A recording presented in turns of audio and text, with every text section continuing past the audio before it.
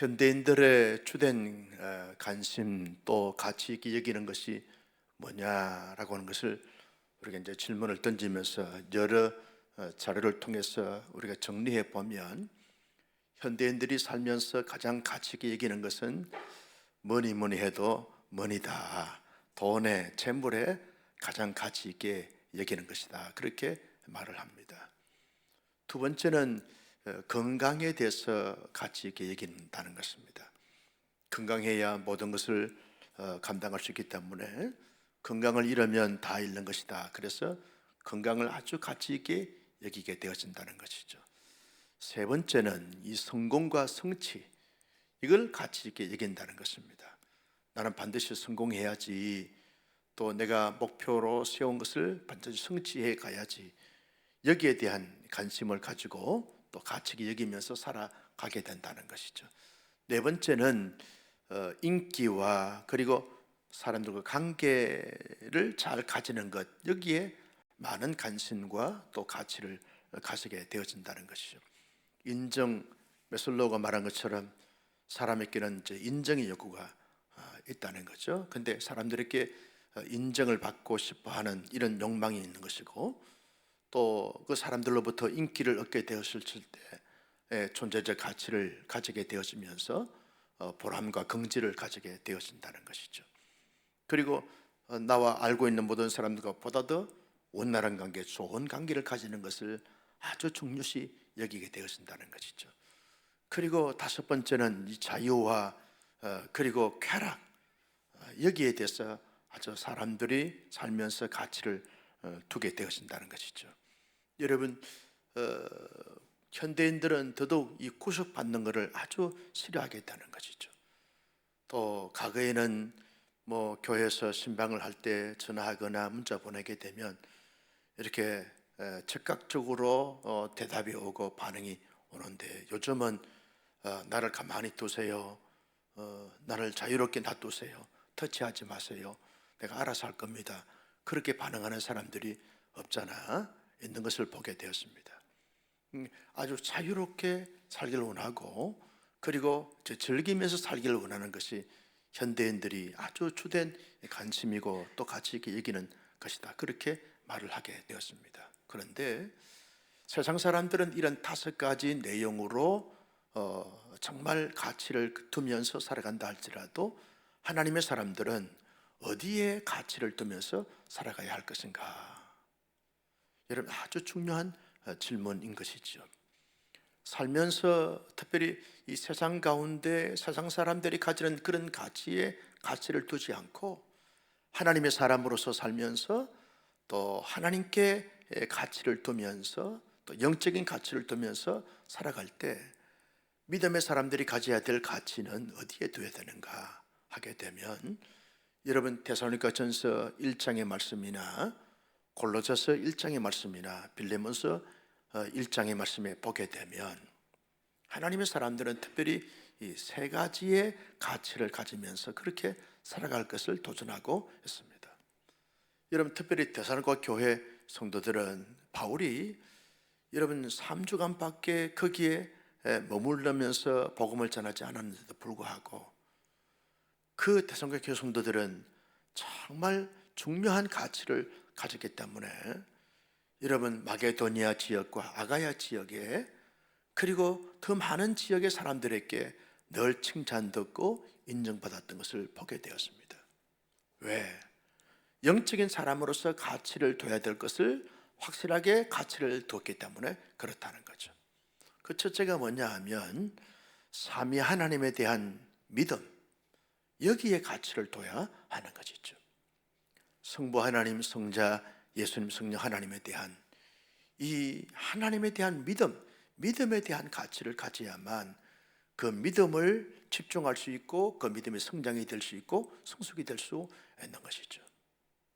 두 번째 가치를 가지게 되어야 될 것이 뭐냐 하면 모든 성도들에 대한 사랑함, 이것이 데살로니가 교회 성도들과 그리고 골로새 교회 성도들과 빌레몬의 사역 속에 아주 중요한 그 가치를 두면서 그렇게 살아갔던 것을 보게 됩니다. 여러분, 하나님의 사람들이 사랑하면서 살아가야 되는데 모든 성도들에 대한 사랑을 한다는 것은 결코 쉽지 않는 말씀인 것이죠. 왜냐하면 나와 코드가 맞고 마음이 맞고 어떤 비전이 같고 스타일이 같은 사람들을 사랑한다는 것은 그래도 좀 쉬울 수 있습니다. 그런데 나와 전혀 기질적으로 성향적으로 추구하는 바가 다른 사람들을 포용하면서 사랑한다는 것은 정말 힘들고 어려운 것이죠. 그러나 하나님의 사람들은 모든 성도들을 하나님이 사랑하셨는데, 하나님의 그 사랑을 받은 사람들은 모든 성도들을 사랑하는 것, 여기에 가치를 두면서 어떻게 하면 모든 성도들에 대해서 사랑을 실천하면서 살아갈 수 있을까? 여러분, 여기에 우리가 집중하면서 살아가야 하는 것이죠. 세 번째는 하늘에 쌓아둔 소망을 인하미니, 하늘나라에 대한 산 소망을 가지고 살아가는 것, 여기에 가치를 두는 것이죠. 요즘 우리 요한계시록의 말씀을 매일 아침마다 우리가 이제 목사님들을 통해서 말씀을 듣고 은혜를 받고 있는데요, 여러분 이제 4장 5장의 말씀을 우리가 살펴보면서 요한계시록 4장 5장의 말씀은 사도 요한에게 하늘이 열리면서 하늘의 세계를 보여주십니다.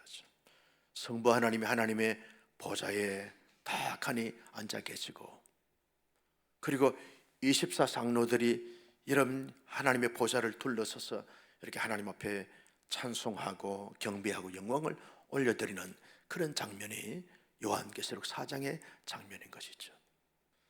여러분, 요한은 노구의 몸을 이끌고 밤모섬에서 유배되어져서 살아가는 동안에 그 하늘의 세계를 보게 됐을 때 얼마나 감격과 감동과 위로와 희망을 품게 됐는지 몰라요. 그 이후에 요한은 한 세기를 살면서 언제나 하나님의 영광스러운 나라에 대한 소망을 가지고 살아갔기 때문에 요한으로 말미암아 영향을 받았던 모든 초대교회 성도들은 언제나 하늘에 쌓아둔 소망을 가지면서 그 하나님의 나라에 대한 가치를 두면서 살아갔던 것을 보게 되었습니다. 우리 신앙의 선배들도 여러분 6.25 그리고 일제치하에 있을 때 정말 힘들고 어려운 그때에 우리 신앙의 선배들은 늘 하나님의 나라에 대한 산 소망을 가지면서 살아갔기 때문에 한국교회가 여러분 잘못된 길로 가지 않고 정말 영적 부흥을 체험하고 경험했던 것을 우리가 교회 역사를 통해서 알게 되어지는 것이죠.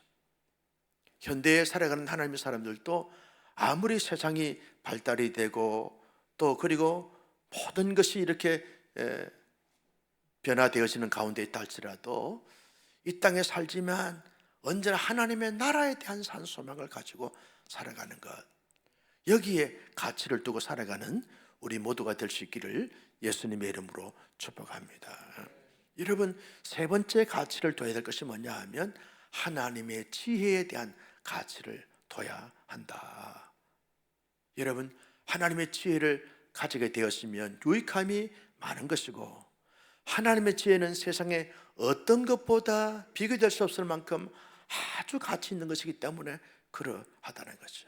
여러분, 솔로몬은 일찍이 하나님의 지혜가 얼마나 최고 최대의 자기의 삶의 앞날과 장래의 가치를 가지게 되는지를 알았기 때문에, 여러분 솔로몬이 일천 문제를 들으면서 하나님이 너 뭘 줄까라고 물을 때 부귀도 장수도 영화도 구하지 아니하고 하나님의 그 백성들을 잘 판단할 수 있는 하나님의 지혜를 좀 주시기를 바랍니다 라고 그렇게 기도하고 소원했습니다. 하나님이 그 솔로몬의 기도와 소원을 받으시고 하나님께서 전무후무한 하나님의 최고의 지혜를 허락해 주심으로 말미암아 지혜로운 왕이 된 것을 우리가 잘 알고 있습니다. 그렇죠? 여러분, 이 땅에 살면서 살아갈수록 정말 필요한 한 가지를 꼽으라 그러면 뭐냐? 하나님을 믿는 믿음의 사람들에게는 하나님의 지혜를 가지는 것. 지혜가 있으면요, 어떤 것도 다 풀 수 있고 해결할 수 있고 감당할 수 있는 그런 저력과 능력이 주어지기 때문에 여러분 지혜를 갖는 것이 얼마나 중요한지 몰라요. 여러분 오늘 10절 11절 말씀을 같이 한번 보실까요? 10절 11절입니다. 시작. 너희가 은을 받지 말고 나의 훈계를 받으며 정금보다 지식을 얻으라. 대저 지혜는 진저보다 나음으로 원하는 모든 것을 이에 비교할 수 없느니라. 여러분, 은이나 정금보다 그리고 진저보다 더 귀한 것이 뭐냐라고 말할 때 하나님의 지혜라는 것이죠. 사람이 이런 소유, 이런 어떤 금은 보화를 아무리 가졌다 할지라도 지혜가 얻게 되었으면 그것을 유용하게 쓰임을 받을 수가 없는 것이지만, 하나님의 지혜를 가지게 되었으면 모든 것을 유용하게, 그리고 모든 것에 대해서 아름답게 펼쳐가면서 멋지게 쓰임 받을 수 있는 것이기 때문에 하나님의 지혜가 얼마나 중요한지 모릅니다. 나는 살아갈수록 하나님의 지혜에 대한 가치를 잘 두고 가지면서 하나님이 주신 지혜를 받아 누릴 수 있기를 예수님의 이름으로 축복합니다. 왜 하나님의 지혜를 가치 있게 여겨야 되는가? 그 이유가 뭡니까? 그 이유는 살면서 하나님의 사람들이 하나님의 뜻을 잘 이루어 드려야 하기 때문에 그러하다는 거죠. 하나님의 지혜를 가진 사람들은 살아갈수록 전방위적으로 하나님의 뜻을 이루어 드릴 수 있지만, 하나님의 지혜가 얻게 되었으면 아무리 신앙생활을 오래 하고 교회 안에 이런저런 직분을 가졌다 할지라도 하나님의 뜻을 이루어 드리기가 쉽지 않습니다. 그렇죠? 그래서 지혜가 필요한 것이죠. 하나님의 지혜를 가진 청년들은 청년으로서도 하나님의 뜻을 이루어 드릴 수 있고, 하나님의 지혜를 갖지 않는 사람들은 장년이라도 하나님의 뜻을 이루어 드릴 수가 없는 것을 보게 되었습니다. 그래서 하나님의 지혜가 얼마나 필요하고 중요한지 모른다는 거예요.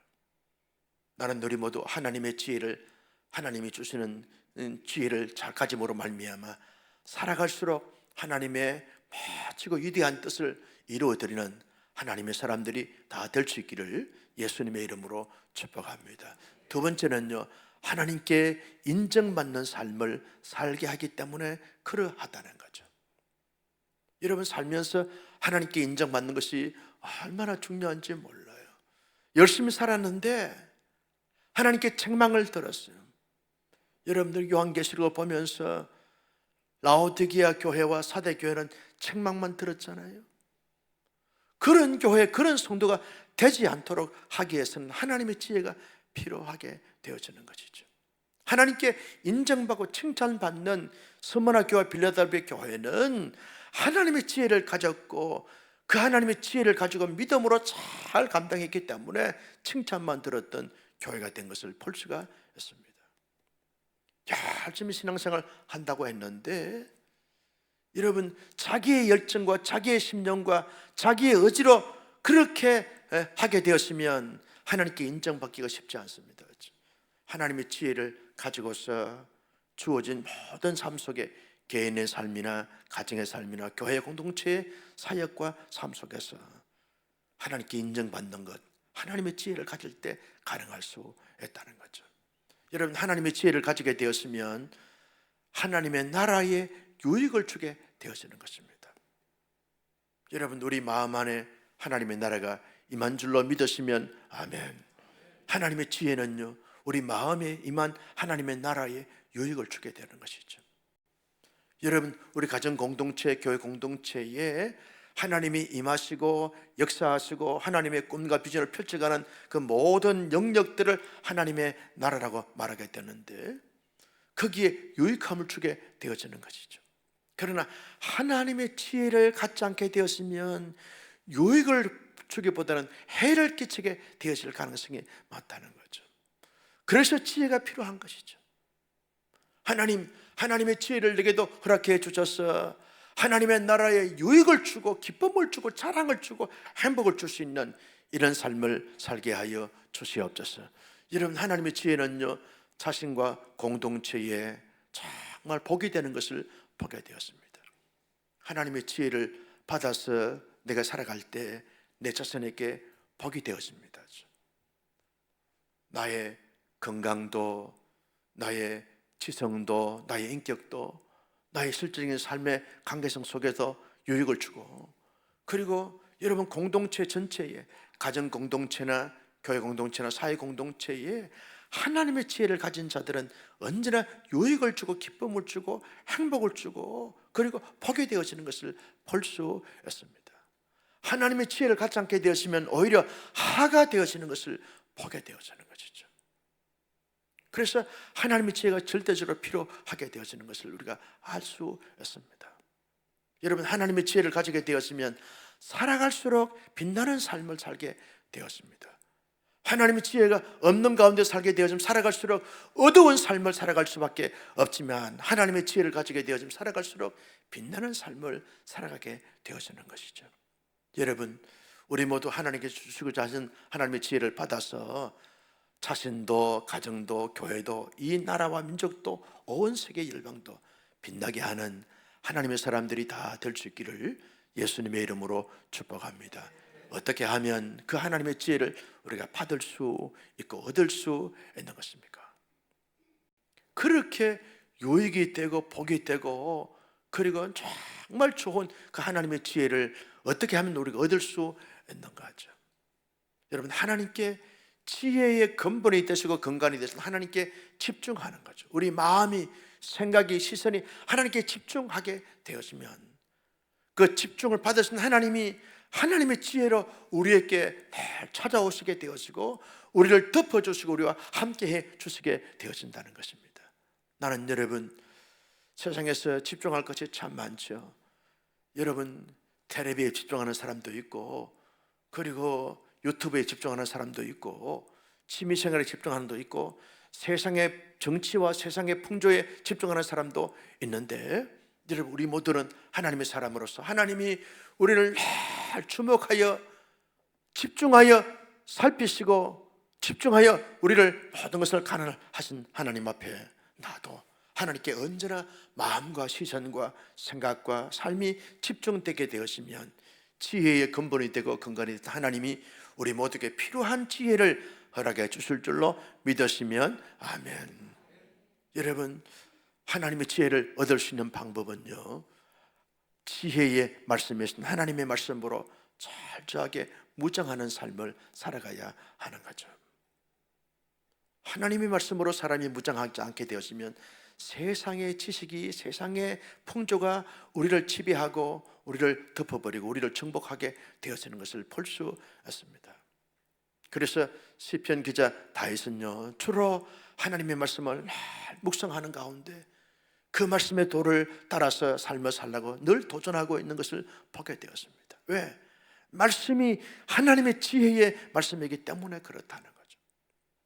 실제 우리가 살아가면서 필요한 모든 인생에 필요한 정보들, 이러한 모든 그런 앞날과 장래에 대한 예견들, 모든 방법들은 다 하나님의 말씀에 다 수록되어 있는 것을 우리가 볼 수 있습니다. 말씀이면 충분합니다. 하나님의 사람으로서 하나님 앞에 가는 그날까지 이 땅에서 어떻게 살 것인가, 말씀이 해답이고 말씀에 다 거기에 정리가 되어져 있습니다. 이 말씀으로 철저하게 무장되어져서 하나님의 지혜로 말미암아 주어진 모든 삶 속에 언제나 승리해가는 멋진 삶을 살아갈 수 있기를 예수님의 이름으로 축복합니다. 그래서 하나님 말씀을 묵상하고 그 말씀을 마음의 신비에 새기고 요한계시록 1장 3절에 있는 말씀처럼 그 말씀을 지켜 행하는 자가 복이 있도다. 그 하나님의 복을 받아 누리기를 예수님의 이름으로 축복합니다. 여러분, 세 번째는 1절 2절 말씀을 1절에서 3절까지 같이 한번 보실까요? 시작. 지혜가 부르지 아니하느냐, 명철이 소리를 높이지 아니하느냐, 그가 길가의 높은 곳과 내 거리에 서며 성문격과 문어기와 여러 출입하는 문에서 불러 이르되. 뭘 말합니까? 여러분, 이 자연의 현상과 모든 세상의 것들로 인하여 하나님의 지혜의 소리가 발하여지고 있다는 거죠. 그 소리를 들으라는 거예요. 여러분, 이 일반 은총을 통해서 하나님이 우리에게 어떻게 살라, 어떻게 준비하라, 어떻게 해결하라, 다 하나님께서 우리에게 자연의 일반 은총을 통해서 우리에게 알려주고 지혜의 소리가 지금 들려주고 있다는 거죠.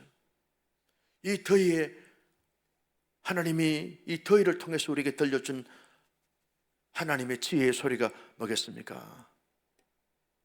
수요일 저녁에는 집에 있지 말고 시원한 예배당으로 가라. 이게 하나님의 지혜의 소리를 들어야 되는데, 괜히 자기 집에 있으면 에어컨 전기요금만 올라가잖아요. 멍하니 텔레비전 보고 있고 얼마나 좋아요. 시원합니까? 얼마나 좋아요, 여러분. 우리 교회는 지하라 가지고요, 에어컨 그렇게 많이 이렇게 안 틀어도 시원하고 얼마나 좋은 집. 그래서 이 비긴한 예지만 이 자연의 현상을 통해서 여러 가지 많은 세상의 이치를 통해서 우리에게 들려준 하나님의 지혜의 소리가 있으면 그 소리를 잘 듣다 보고 그리고 따르다 보면 하나님의 지혜를 우리에게 가지게 되어진다는 거죠. 여러분, 하나님의 지혜는 어디에서 우리가 들을 수 있습니까? 여러분, 사람들을 통해서 배우고 습득하라는 거죠. 정말 지혜로운 사람들을 보면서 저렇게 살아가는 것이 지혜로운 삶이구나, 저렇게 살아가는 것이 어리석은 자의 삶의 모습이구나, 이걸 우리가 보고 하나님의 지혜를 우리가 배우고 습득하라는 거지. 여러분, 요즘 매스컴에 보면 잘하는 사람들에 대해 소개하고 있는가 하면 늘 구속되어지고 늘 긴장되어지는 이런 사건들에 대해서 소개되고 있는 것을 보게 됩니다. 그런 사람들에게 실망을 주고 상처를 주고 본인도 그리고 관계된 모든 사람들을 힘들게 만드는 그런 사람을 보면 저건 어리석은 사람들의 삶이구나, 나는 저렇게 살지 말아야지. 반면교사로 하나님의 지혜를 배우고 습득하는 것이죠. 정말 잘해서 쓰임받는 사람들을 보면서 나도 저렇게 잘함으로 말미암아 쓰임받아야지. 긍정적인 지혜를 우리가 배우고 습득해 가는 거죠. 끊임없이 어떤 사람에게도 우리가 늘 사람들을 통해서 배우라는 거예요. 여러분, 같이 볼까요? 4절, 5절 말씀을 같이 한번 보겠습니다. 시작. 사람들아, 내가 너희를 부르며 내가 인자들에게 소리를 높이노라. 어리석은 자들아, 너희는 명철할지니라. 미련한 자들아, 너희는 마음이 밝을지니라. 여러분, 지혜로운 사람과 어리석은 사람들이 있다는 거예요. 지혜로운 사람들을 보면서 하나님의 지혜를 배우고 습득하고, 어리석은 사람들을 보면서 어리석지 말아야지 라고 하는 것을 반면적으로 생각하면서 우리가 하나님의 지혜를 보고 배우는 것이 얼마나 중요한 부분들인지 모른다는 거예요. 여러분, 사람들은요, 어떤 결과를 통해서 우리가 여러분 선한 결과를 보면서 지혜로운 사람들의 삶의 결과를 보면서 어리석은 사람들의 삶의 결과를 보면서 나는 저렇게 되지 말아야지, 결과를 보면서 말이죠. 한 생애를 살면서 멋지게 살다가 멋지게 하나님 앞에 부름받은 믿음의 거성들이 있습니다. 그런 사람을 보면서 나도 이번처럼 한 시대에 살면서 멋지게 살다가 멋지게 하나님 앞에 서야지. 결과를 통해서 우리가 보고 배우는 것, 이것이 하나님의 지혜를 우리가 습득할 수 있는 방법이고 비결이라는 것이죠. 마지막으로 여러분, 야고보서 1장 5절 말씀을 같이 한번 보실까요? 시작. 너희 중에 누구든지 지혜가 부족하거든 모든 사람에게 후히 주시고 꾸짖지 아니하시는 하나님께 구하라. 그리하면 주시리라. 믿습니까? 여러분, 우리 모두는 다 지혜가 부족한 사람들입니다. 전지하면 얼마나 좋겠어요. 전지하면 얼마나 좋겠어요. 요즘 AI처럼 말이죠, 뭐 다 질문 던지면 다 답이 순간적으로 쫙 뜨잖아요. 많은 것을 입력을 해놓으니까 그 질문을 하면 다 뜨게 되어져 있어요. 그렇게 여러분 전지하면 얼마나 좋겠어요. 그러나 사람은 그렇게 AI보다 못한 부분들이 우리 모습 아닙니까? 그렇죠? 모르는 것이 얼마나 많은지 몰라요. 무능한 것이 얼마나 많은지 몰라요. 그럴 때 전지하시고 전능하신 하나님께 이렇게 도움을 구하면서 묻는 거죠. 하나님, 어떻게 하면 지혜를 얻을 수 있습니까? 하나님 앞에 기도하다 보면 내가 지혜를 너의 구함으로 말미암아 주마. 그래서 하나님이 지혜를 주신다는 거죠. 후히 주시고 꾸짖지 하신 하나님께 구하라. 이 밤에 저와 여러분들이 우리의 자신에게, 우리 자녀들에게, 우리 온 공동체에 필요한 지혜를 함께 더불어 구함으로 말미암아 후히 주시고 꾸짖지 하신 하나님께로부터 지혜를 다 받아 누려서 한 시대를 살아가면서 지혜롭게 살아가는 우리 청년들, 온 교우들 될 수 있기를 예수님의 이름으로 축복합니다.